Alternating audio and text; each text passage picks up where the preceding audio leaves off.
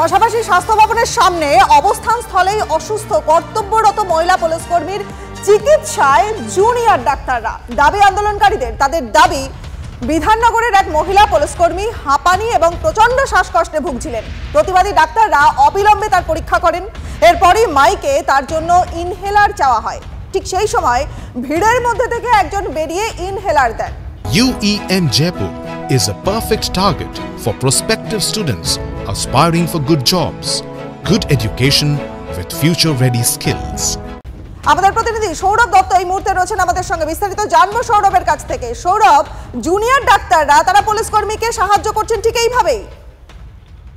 রনিবা, দেখো, বুধবার মধ্যরাতে অবস্থান মঞ্চে যখন আন্দোলন চলছে, জুনিয়র চিকিৎসকেরা রাত জেগে রয়েছেন তাদের দাবির সমর্থনে। সেই সময় এক মহিলা পুলিশকর্মী অসুস্থ হয়ে পড়েন, তিনি শ্বাসকষ্টে ভুগছিলেন এবং সেই সময় জুনিয়র চিকিৎসকেরা যে তৎপরতার সঙ্গে ওই মহিলা পুলিশকর্মীকে তার প্রাণ রক্ষা করেছেন। আর সেই জায়গা থেকে জুনিয়র চিকিৎসকেরা কোথাও এটা বলার চেষ্টা করছেন যে তারা আন্দোলনে থাকতে পারেন, তারা কর্মবিরতিতে থাকতে পারেন, কিন্তু রোগীর চিকিৎসা সেটা তাদের যে অগ্রাধিকার সেটা এই ঘটনায় আরেকবার প্রমাণ করলো।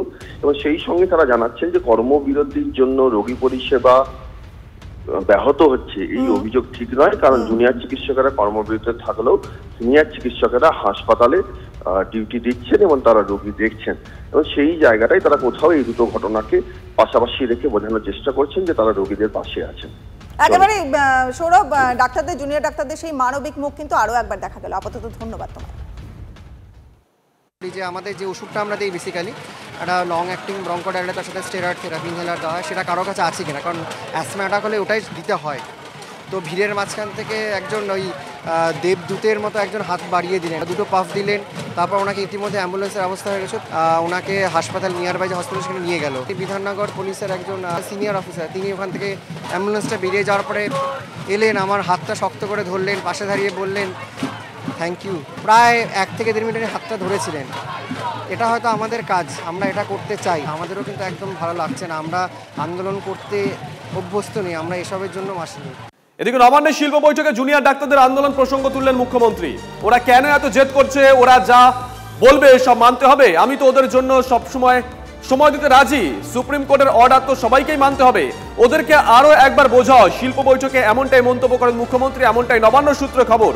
প্রশাসনিক সূত্রে খবর, মুখ্যমন্ত্রী আরো বলেন, গণতান্ত্রিকভাবে নির্বাচিত হয়ে আসা সরকারকে কেউ বলতে পারে না কোন অফিসার থাকবেন আর কোন অফিসার থাকবেন না। খোলা মনে আলোচনা করতে গেলে কোনো শর্ত দিয়ে হয় না, এইভাবে কোনো আলোচনা পরিষদ তৈরি হতে পারে না বলেও মন্তব্য করেছেন মুখ্যমন্ত্রী, এমনটাই নবান্ন সূত্রে খবর।